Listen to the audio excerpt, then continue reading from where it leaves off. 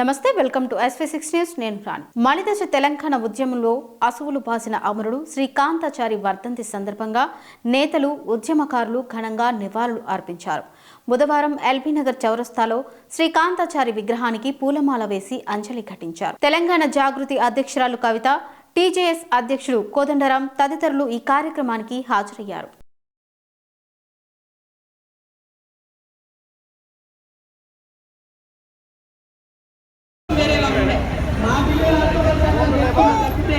ఒక్క పరాయి రాష్ట్రం వాడి వ్యక్తి మీద కూడా చెయ్యి ఎత్తలేదు మేము ఎప్పుడు కూడా.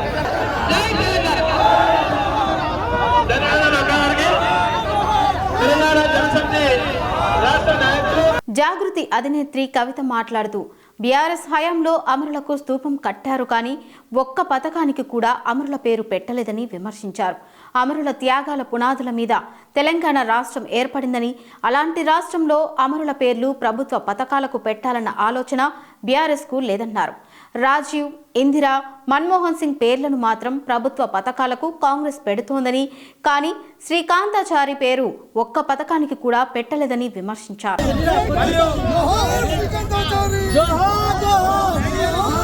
మరి ఎల్బీ నగర్ అంటేనే కంప్లీట్ గా ఉద్యమానికి పురిటిగడ్డగా చెప్పొచ్చు. తెలంగాణ ఉద్యమంలో కేసీఆర్ గారు నవంబర్ 29 నాడు ఎప్పుడైతే దీక్ష కూర్చున్నారో అదే రోజు మరి శ్రీకాంతాచారి తమ్ముడు ఆనాడు ఆత్మ బలిదానం చేసుకోవడం జరిగింది. ఆ తర్వాత హాస్పిటల్లో ఉంచి తమ్ముడిని కాపాడుకునే ప్రయత్నం ఎంత చేసినా కూడా అది సాధ్యపడక డిసెంబర్ 3వ తారీఖు నాడు మరి తను ప్రాణాలు వదిలిన విషయం కూడా మనందరికీ తెలిసిందే.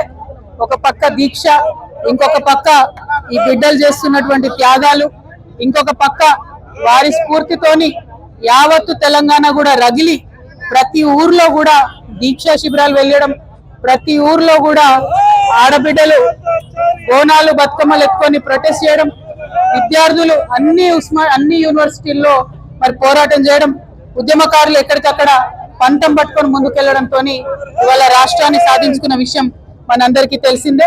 మరి శ్రీకాంతాచారి త్యాగాన్ని మాటల్లో కొలవలేము, అట్లని ఏమని మరి శ్రీకాంతాచారి త్యాగాన్ని కొలవాలో కూడా తెలియనటువంటి పరిస్థితి. శ్రీకాంతాచారి లాగా ఇంకా 1200 మంది బిడ్డలు కూడా అసూలు బాసినటువంటి విషయం మీ అందరికీ తెలిసిందే. మరి ఇవాళ వారి త్యాగాల పునాదుల మీద రాష్ట్రం ఏర్పాటైంది. ఏర్పాటైన రాష్ట్రంలో ఆనాడున్న బీఆర్ఎస్ గవర్నమెంట్ మరి కొంతమందికి న్యాయం చేసింది, ఇంకా న్యాయం చేయాల్సిన వాళ్ళు ఎంతో మంది ఉన్నారు. ఆనాడు ఉద్యమంలో ఉన్నటువంటి అనేక మందిని మరి గౌరవించుకోవాల్సినటువంటి అవసరం ఉన్నది, ఉద్యమకారులను ఆదుకోవాల్సినటువంటి అవసరం ఉన్నది. మరి ఆనాడు ప్రభుత్వం అమరవీరుల పేరు మీద మంచి స్తూపాన్ని నిర్మించింది, కాకపోతే ఏ ఒక్క ప్రాజెక్టు కూడా మరి ఏ ఒక్క అమరవీరుడి యొక్క పేరు పెట్టలేదు. మరి ఇప్పుడు కాంగ్రెస్ ప్రభుత్వం వచ్చింది, వాళ్ళు అదే చెప్పొచ్చిండ్రు, మేము అమరవీరులను గౌరవిస్తామని చెప్పిండ్రు. కానీ రాజీవ్ గాంధీ పేరు, ఇందిరాగాంధీ పేరు, ఆఖరికి మన్మోహన్ సింగ్ పేరు పెడుతున్నారు. కానీ ఏ ఒక్క పథకానికి కూడా శ్రీకాంతాచారి పేరు పెట్టాలన్న మనసు మరి కాంగ్రెస్ ప్రభుత్వానికి వస్తలేదు, ఆనాడు బీఆర్ఎస్ ప్రభుత్వానికి కూడా రాలేదు. ఈ ఒరవడి మారాలి, నిజంగా త్యాగం చేసినటువంటి వాళ్ళ పేర్లు చరిత్రలో నిలబడాలి. దానికోసం మనందరం కూడా ప్రయత్నం చేయాలి. ఒక పక్క మన బిడ్డలు రాష్ట్రం కోసం మన ప్రాణత్యాగం మనం చేసుకుంటే, సినిమా యాక్టర్ అయిన పవన్ కళ్యాణ్ ఆనాటి నుంచి ఈనాటి వరకు మనకు వ్యతిరేకమే. ఇవాళ కూడా ఆయన మాట్లాడుతున్నాడు, తెలంగాణ నాయకుల దిష్టి కళ్ళతోని కోనసీమ పాడైంది అంటున్నాడు. మనం ఎన్నడూ దిష్టి పెట్టలే, కోనసీమ బాగుంది, కోనసీమ ఎట్లుందో అట్లా తెలంగాణ కావాలనుకున్నాం తప్పితే ఏనాడు కూడా తెలంగాణ బిడ్డలకు మనస్సు చిన్నగా ఉండదు, పెద్దగా ఉంటుంది, పెద్దగా ఆలోచిస్తాం. మేము ఇప్పుడు కూడా చెప్తా ఉన్నాం, పవన్ కళ్యాణ్ గారు మా రాష్ట్రం ఏర్పడి 12 సంవత్సరాలైంది. ఈ 12 సంవత్సరాల్లో మేము ఎప్పుడు కూడా ఒకటే మాట అన్నాం, జై తెలంగాణ, జై ఆంధ్ర అన్నాం. తెలంగాణ ఎంత బాగుందో ఆంధ్ర కూడా బాగుండాలన్నాం. నేను ప్రత్యేకంగా లోక్సభలో నిలబడి ఆంధ్రకు ప్రత్యేక హోదా కూడా ఇవ్వాలని అడిగిన.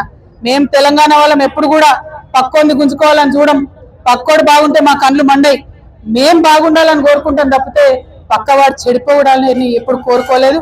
మా ఉద్యమంలో ఒకవేళ మేము అట్లా కోరుకున్నట్టయితే ఉద్యమ స్వరూపం వేరేలాగుండే. మా బిడ్డల ఆత్మ బలిదానాలు చేసుకున్న చెయ్యి ఎత్తలేదు మేము ఎప్పుడు కూడా. ఆ విషయాన్ని దయచేసి పవన్ కళ్యాణ్ గారు గుర్తు పెట్టుకోవాలి.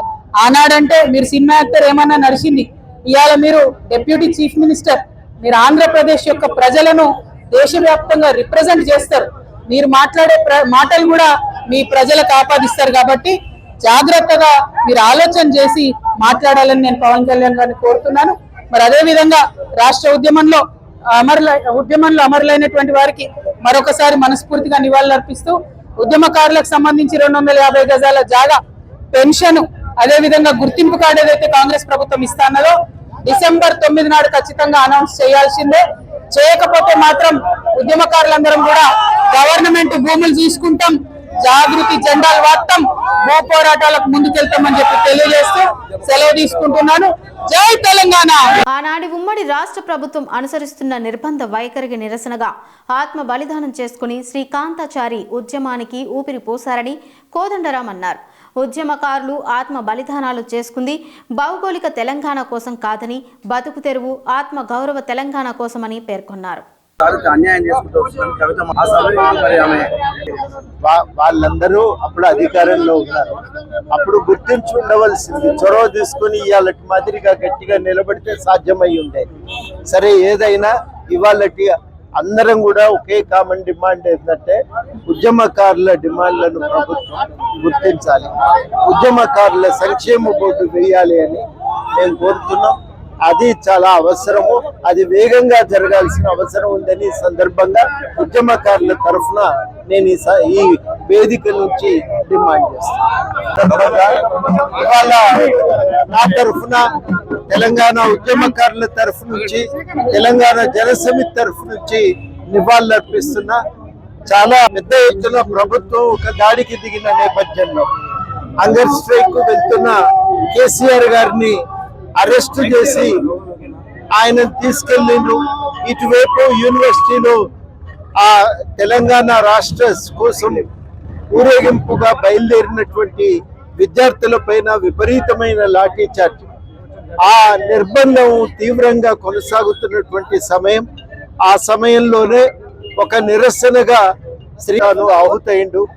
ఇక్కడనే ఎల్బీ నగర్ చౌరస్తాలో ఆహుతై వాస్తవానికి తెలంగాణ ఆకాంక్షను ప్రపంచానికి చాటి చెప్పింది. మామూలుగా ఒంటి మీద వేడి నీళ్లు పడితేనే అమ్మ అని భయపడి మనం ఆవేదనకు గురవుతుంటాం. అటువంటిది శ్రీకాంతాచారి తన ఒళ్ళు కాలుతుంటే కూడా జై తెలంగాణ నినాదం తప్ప ఇంకొక నినాదం ఇవ్వలేదు. ఆయన ఆ విధంగా తెలంగాణ రాష్ట్ర సాధన ఉద్యమానికి ఒక దివిటీగా నిలిచిండు, ఒక మార్గనిర్దేశకుడు అయిండు. ఆ తెలంగాణ రాష్ట్ర సాధన ఉద్యమానికి ఆయన ఒక చోదక శక్తిగా నిలబడ్డాడు.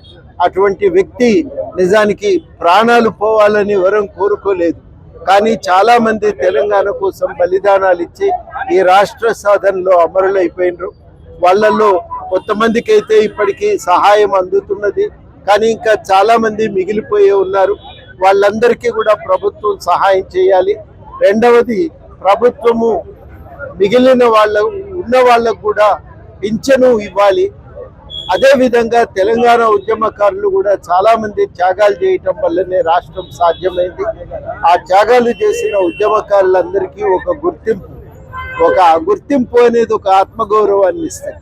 ఇంత పోరాటం చేసినందుకు మా సమాజం గుర్తుపెట్టుకున్నది అనేది ఒక సంతృప్తిని ఇస్తుంది. ఆ గుర్తింపునివ్వాలి.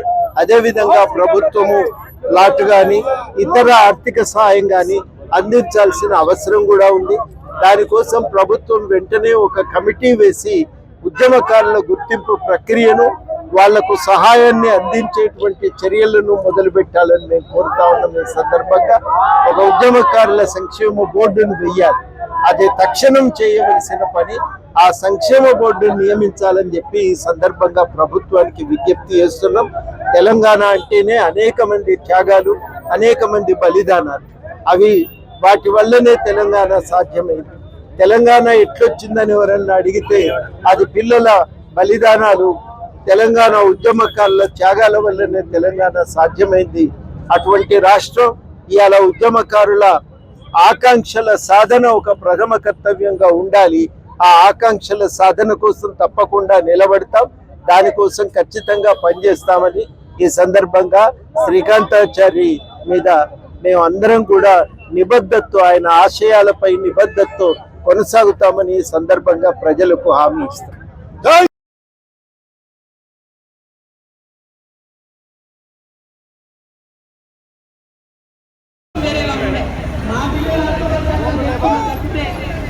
పరాయి రాష్ట్రం వాడి వ్యక్తి మీద కూడా చెయ్యి ఎత్తలేదు మేము ఎప్పుడు కూడా.